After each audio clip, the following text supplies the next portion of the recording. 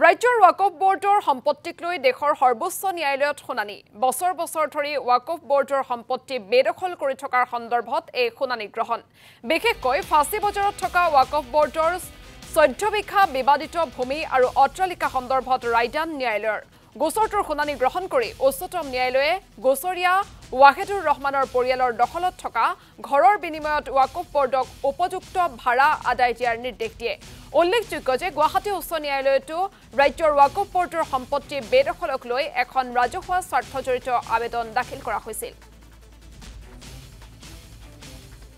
ৱাহিদুৰ ৰহমান যেটো ৱাকফ ষ্টেট আছে আমি চাৰিটা ইস্যু ফ্ৰেম কৰিছিলো whether it is waqf or whether it is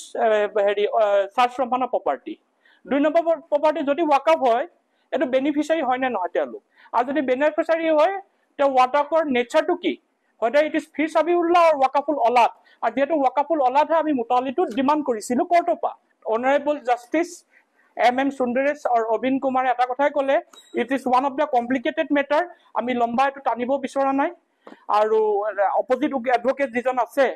Parthib Goswami ডাঙৰীয়াক কলে যে যেহেতু তেওঁলোক তিনটা জেনাৰেশন ইয়াত বহবাক কৰি আছে তেওঁলোকক পটককে গুছাব নোৱাৰে ৱাকফৰ লগত যিখিনি প্ৰপাৰ্টি এতিয়া আছে সেইখিনি প্ৰপাৰ্টি যাতে ৰেন্ট হিচাপে দি থাকে হেতু হিচাপে সেটেলমেন্ট কৰি নেক্সট ডেটত জয়েন্ট পিটিশন দিবলৈ কাৰণে